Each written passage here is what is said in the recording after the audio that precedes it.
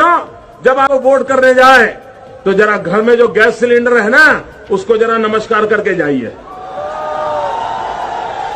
Gas cylinder छीन लिए इन लोगों ने और गैस जिस प्रकार से महंगा कर दिया है, जब आप वोट करने जाए तो जरा घर में जो गैस सिलेंडर है ना, उसको जरा नमस्कार करके जाइए। गैस सिलेंडर छीन लिए इन लोगों ने और गैस जिस प्रकार से महंगा कर दिया है। नमस्कार, जनसंवाद में आपका स्वागत है दोस्तों। आज दिन भर की जो फटाफट ब्रेकिंग न्यूज़ निकल के आ रही है, एक एक करके आपको विस्तार से बताएंगे दोस्तों। बड़ी खबर, कर्नाटका में मतदान जारी, दिग्गजों ने डाले वोट। मतदान लगभग संपन्न की कगार पे। अब तक 55% मतदान 3 बजे तक। लेकिन इन सब के बीच कर्नाटका में कांग्रेस ने जीत का ठोक दिया दावा। कांग्रेस ने कहा 130 प्लस सीटों के साथ बनाने जा रहे हैं प्रचंड सरकार। दूसरी बड़ी अपडेट निकल के आई है, उपचुनाव में जमकर रोके गए मुस्लिमों के वोटों को रोकने के लिए मुस्लिम क्षेत्रों में मतदाताओं को वोट डालने से रोका पुलिस ने। कई जगहों पर झड़प की खबरें उपचुनाव हो रहे उत्तर प्रदेश में बताएंगे। तीसरी बड़ी अपडेट निकल के आई है, पीएम मोदी ने हमें तो बेघर कर दिया, मीडिया पर भी दबाव, बोली विनेश फोगाट और साक्षी मलिक। क्या कुछ किए हैं सारे, वो भी बताएंगे। इस बीच 2024 की तैयारी के बीच झारखंड सीएम हेमंत सोरेन, पटनायक और ममता से मिल रहे नीतीश कुमार का ऐलान। पाकिस्तान से बड़ी खबर, जहां गिरफ्तारी पाकिस्तान में बवाल, इमरान के लंदन, अमेरिका और कनाडा में भी समर्थकों का जोरदार हंगामा, ये भी बताएंगे। 2 राज्यों में बैन के खिलाफ सुप्रीम कोर्ट पहुंचे द केरला स्टोरी के मेकर्स, कहा हर दिन हो रहा करोड़ों का नुकसान, ये भी हम आपको बताएंगे। मणिपुर से हालात खबर निकल के आई है, जो कुछ सूखा है वो भी बताएंगे। इस बीच पाकिस्तान के बिगड़े हालात पे फारूक अब्दुल्ला का आया बयान, क्या कुछ कहा उन्होंने, वो भी बताएंगे। डीआरडीओ के वैज्ञानिक की हिरासत बढ़ाएगी, पाकिस्तान की खुफिया जानकारी देने के आरोप महाराष्ट्र एटीएस ने किया था गिरफ्तार, वो बताएंगे।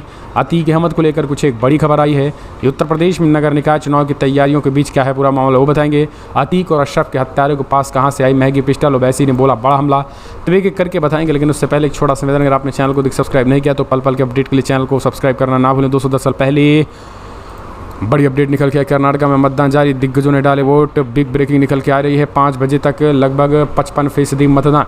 कर्नाटका की बात करें, विधानसभा चुनाव के लिए वोटिंग शुरू हो चुकी है। राज्य में इस बार गाड़ी की टक्कर होने के आसार हैं। भाजपा, कांग्रेस और जेडीएस के कई दिग्गजों की साख दांव पर है। वोटिंग के बाद 13 मई को मतगणना तय हो रहा है। इस बीच आपको बता दें, किसी पार्टी के सिरताज सरेजा प्रधानमंत्री मोदी की लोकप्रियता के रथ पर सवार सत्तारूढ़ भाजपा की कोशिश 38 साल के मिथक को तोड़ने के, जिनमें प्रदेश की जनता ने किसी भी सत्ताधारी पार्टी के दोबारा सरकार बनाने को मौका देने से परहेज किया है। कर्नाटका में मतदान आगामी लोकसभा चुनाव के मद्देनजर भी काफ़ी अहम है। माना जा रहा है कि राज्य के नतीजे आम चुनाव पर भी असर डालेंगे। लेकिन इस सब के बीच जहां 224 सीटों पर मतगणना जारी है, वहीं अब तक बात करें तो 3 बजे 4 बजे तक करीब लगभग 55 से 60% के करीब मतदान भी हो चुका है। इस बीच खबर कई जगहों पर निकल के आई, जहां राहुल गांधी से लेकर प्रियंका गांधी तक ने भी अपील की कि कर्नाटका में जो है वो बदलाव के लिए वोट डालें। कर्नाटका में खास करके जो लोग इस बार बदलाव चाहते हैं, अपने हक और हकूक़ के लिए लड़ाई चाहते हैं। राहुल गांधी ने तो बाकायदा सीधे तौर पर कांग्रेस और कर्नाटका में कहा 5 गारंटी महिलाओं के अधिकार के लिए, युवाओं के रोजगार के लिए, गरीबों को उत्थान के लिए आगे आएँ और ज़्यादा से ज़्यादा संख्या में मतदान करें।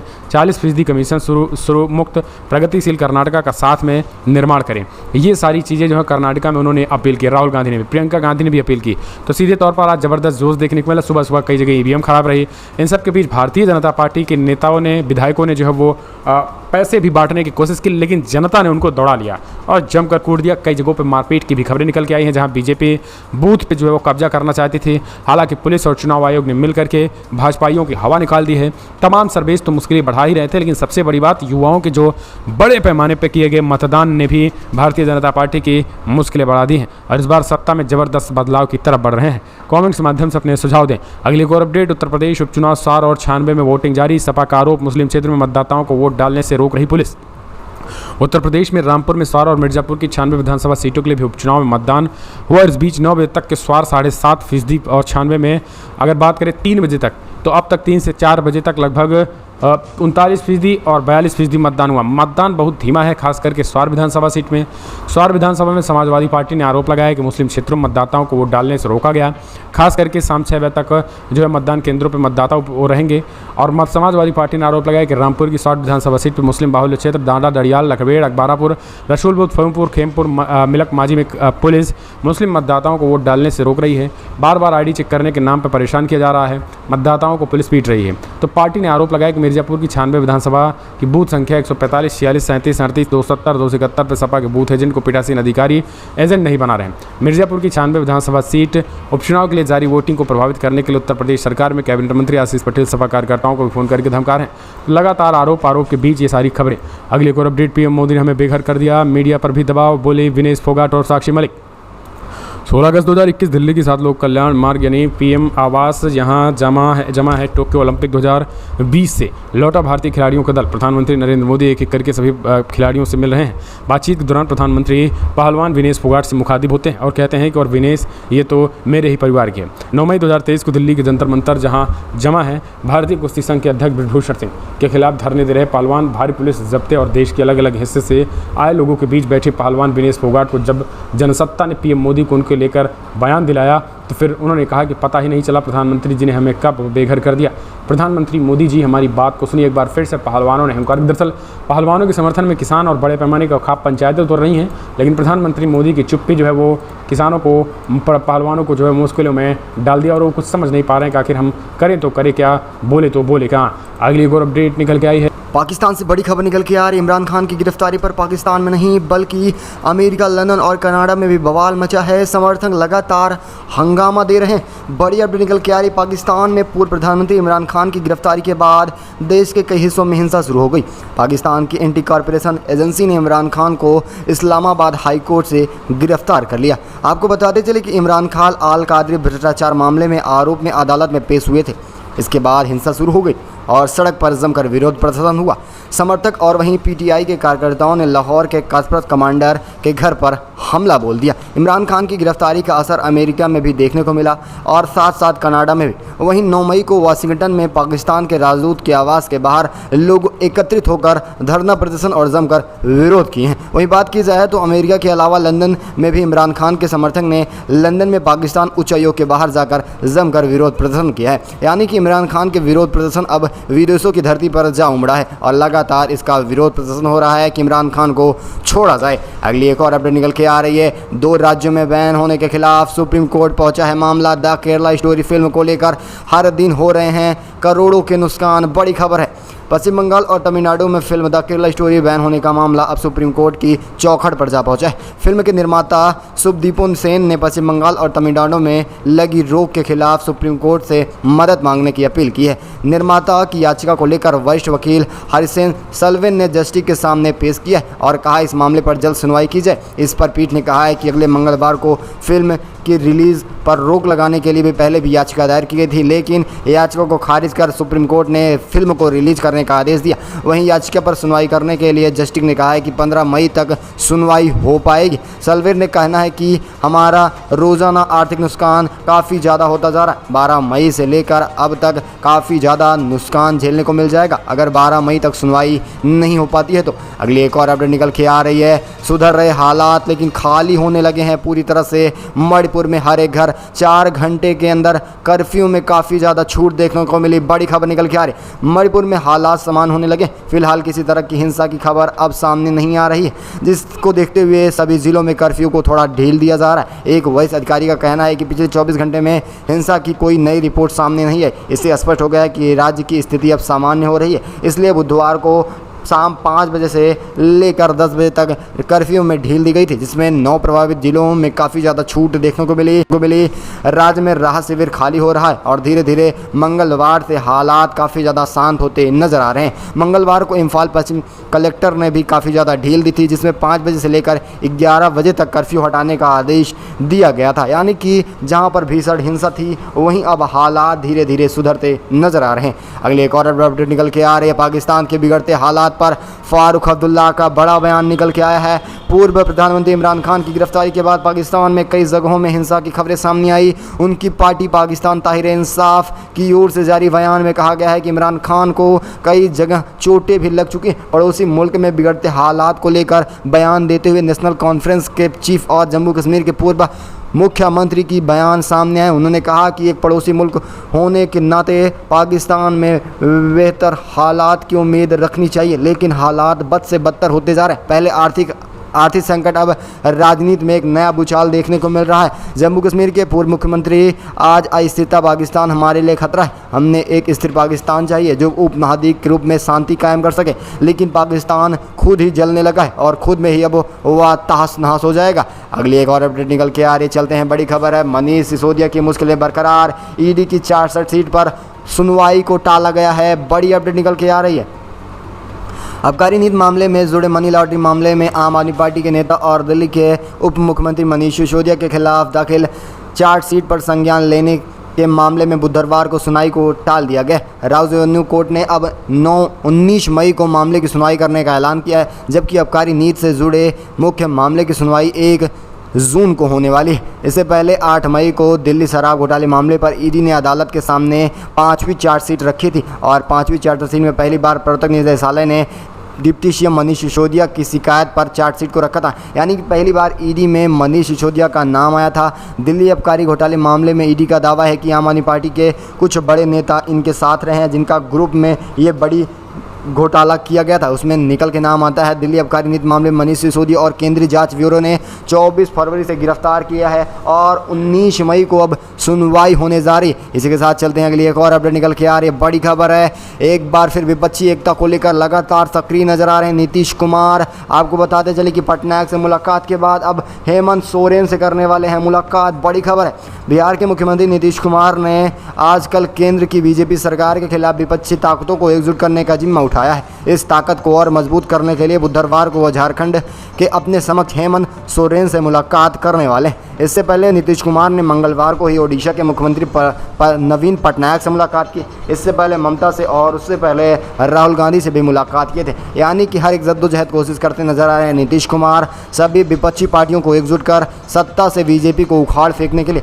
नीतीश कुमार ने बीते दिन ओडिशा के मुख्यमंत्री नवीन पटनायक से भुवनेश्वर में उनके आवास पर जाकर 3 घंटों तक विपक्षी एकता पर बातें की थी। इसी के साथ चलते हैं अगली एक और अपडेट निकल के आ रहे, एक बार फिर भड़के हैं असोसो दिनोवैशी अतीक अशरफ के हत्यारों के पास इतनी महंगी पिस्टल कहां से आई। गाजियाबाद में दागे हैं योगी पर कई बड़े सवाल। बड़ी अपडेट निकल के आ रही है। नगर पंचायत के चुनाव प्रचार के लिए आखिरी दिन अपनी पार्टी MIMI के प्रत्याशी हसन अंसार पत्नी हाजी आरिफ अली के पक्ष में पार्टी मुखिया असदुद्दीन ओवैसी ने जमकर दहाड़ते हुए देखते मिले हैं और उन्होंने मुख्यमंत्री योगी आदित्यनाथ पर जमकर हमला बोला और साथ ही अखिलेश यादव पर भी उन्होंने जमकर हमला। उन्होंने कहा कि गोडसे की औलाद ने हम पर इसी क्षेत्र से गोलियां चलवाई थी, मगर आज मैं डसाना की सरजमी पर फिर से मौजूद हूँ। हम हाजी अशरीफ अली के प्यार करते हैं और उनके साथ खड़े होने वाले, और मैं आपको बताना चाहता हूं कि मैं अल्लाह के सिवा किसी से नहीं डरने वाला। इसी दौर उन्होंने योगी आदित्यनाथ पर भी जमकर हमला बोला है। अतीक व अशरफ को पुलिस कस्टडी में मार दिया गया।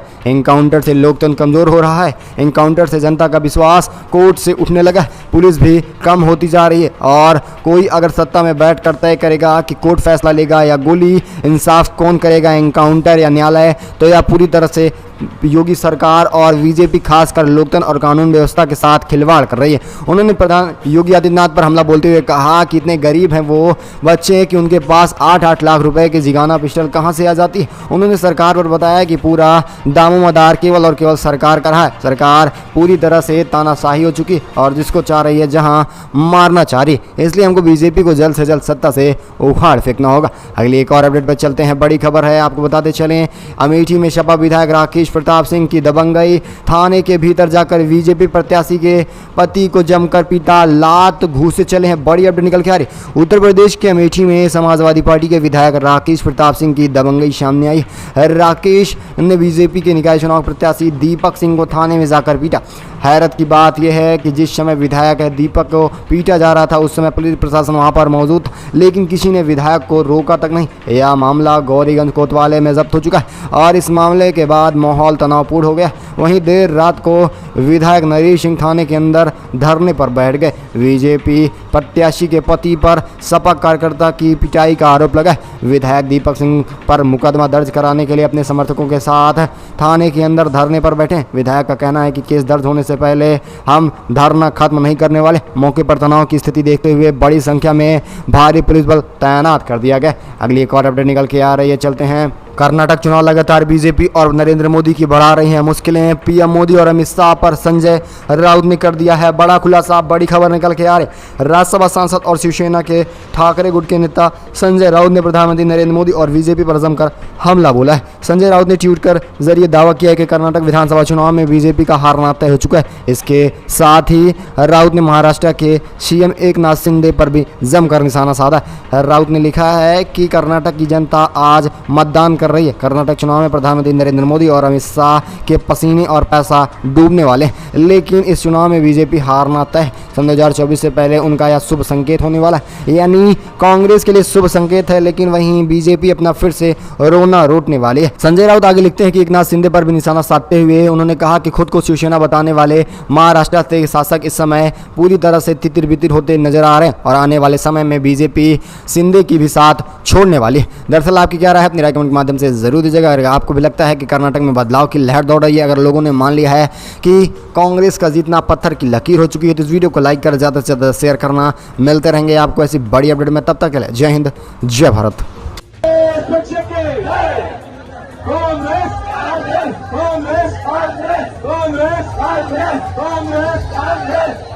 प्रियंका गांधी ಅವರಿಗೆ ಪ್ರಿಯಂಕಾ ಗಾಂಧಿ ಅವರಿಗೆ ಪ್ರಿಯಂಕಾ ಗಾಂಧಿ ಅವರಿಗೆ ಪ್ರಿಯಂಕಾ ಗಾಂಧಿ ಅವರಿಗೆ ಪ್ರಿಯಂಕಾ ಗಾಂಧಿ ಅವರಿಗೆ ಕಾಂಗ್ರೆಸ್ ಪಕ್ಷಕ್ಕೆ ಕಾಂಗ್ರೆಸ್ ಕಾಂಗ್ರೆಸ್ ಕಾಂಗ್ರೆಸ್ ಕಾಂಗ್ರೆಸ್ ಕಾಂಗ್ರೆಸ್ ಕಾಂಗ್ರೆಸ್ ಕಾಂಗ್ರೆಸ್ ಕಾಂಗ್ರೆಸ್ ಕಾಂಗ್ರೆಸ್ ಕಾಂಗ್ರೆಸ್ ಕಾಂಗ್ರೆಸ್ ಕಾಂಗ್ರೆಸ್ मत अल्ली होदागा मैं ऐसा आदमी हूँ, मेरी छाती 56 इंच की है। अरे भाई तुम्हारा छाती 56 इंच लेके क्या करना? हमको खाने के लिए अनाज होना, रहने के लिए पहनने, अपनी छाती दिखाना तो किसी टेलर को बुला लो, छाती का माप ले लो या और नए जैकेट सिलाते जाओ, क्योंकि उन्होंने रोज एक जैकेट पहनते हैं। एक फंक्शन को एक जैकेट, रोज एक नहीं, एक फंक्शन को एक, और ऊपर से कहते हैं मैं बड़ा गरीब आदमी हूँ, मेरे को सब लोग गालियाँ देते हैं, मैं पिछड़ा हूँ। हम क्या आगे वाले हैं क्या? हम तो और पिछड़े वाले हैं, और हमको ये कह रहे हैं कि मैं पिछड़ा हूँ, मेरे को गालियाँ दे, मेरे को 91 टाइम्स गालियाँ दे।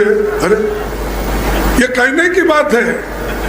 अरे आप प्रधानमंत्री हो, रो मत,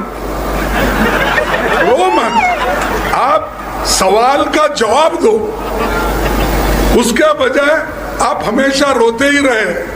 कभी बोलते हैं मैं बैकवर्ड हूँ, कभी बोलते हैं मुझे गरीब आदमी को कोई सहन नहीं कर रहा, कभी ये बोलते हैं मैं एक छोटे से छोटे होटल बना के मैं आ गया। ये बात आप बोलते हैं। मैं कभी किसी का फुक्कट नहीं खाया, ना मेरे बाप ने खिलाया। मेरे बाप ने खिलाया, मेहनत के पैसे से खिलाया, मेरे को बड़ा बनाया, मेरे को पढ़ाया, मेरे को लिखाया, और जो अन्याय करते उनके विरुद्ध लड़ने का मुझे सिखाया। और आप तो रोते ही रहते हो। अरे आपके पीछे तो आरएसएस है, बीजेपी के लोग हैं, 40% वाले हैं। इतने लोग रहते हुए हिम्मत से काम लो।